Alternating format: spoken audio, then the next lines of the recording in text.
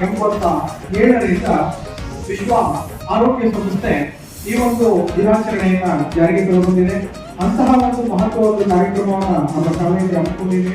ಈ ಒಂದು ಪುಟ ಕಾರ್ಯಕ್ರಮದ ಅಧ್ಯಕ್ಷತೆಯನ್ನ ನಮ್ಮ ಶಾಲೆಯ ಮುಖ್ಯೋಪಾಧ್ಯಾಯರಾದಂತಹ ಸನ್ಮಾನ್ಯ ಏನೇನು ಅನುಭವಗಳಾಗುತ್ತೆ, ಅನುಭವಗಳಂತಂದ್ರೆ ಸಿಗರೇಟ್ ಸೇರಿ ಆಗ್ಬೇಕಂತಿಲ್ಲ.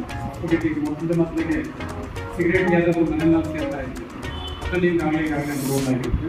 ಹೊಸ ಪ್ರಾಬ್ಲಮ್ ಮಾಡ್ತಾ ಇರ್ತಕ್ಕಂಥ ಅಕ್ಕಪಕ್ಕದಲ್ಲಿ ಅನುಭವಗಳಾಗಿರ್ತವೆ.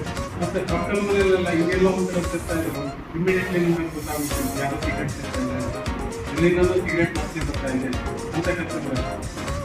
ಈ ಸಿಗರೇಟ್ ಸೇವನೆ ಅಥವಾ ಬರೀ ಸಿಗರೇಟ್ ಅಷ್ಟೇ ಅಲ್ಲ, ಬಿಡಿ ಆಗಿರ್ಬೋದು, ಸಿಗರೇಟ್ ಆಗಿರ್ಬೋದು, ಜೊತೆಗೆ ಟೊಬ್ಯಾಕೋ ಆಗಿರ್ಬೋದು, ಈಗೆಲ್ಲ ಈಗಿನ ತಂಬಾಕು ಉತ್ಪನ್ನಗಳೇನಿದೆ ಹಬ್ಬಿಗಳಿಗೂ ಸಹ ಸ್ವಾಗತವನ್ನ ಬಯಸುತ್ತಾ ಈ ಕಾರ್ಯಕ್ರಮವನ್ನ ಶುರು ಮಾಡೋಣಂತೆ.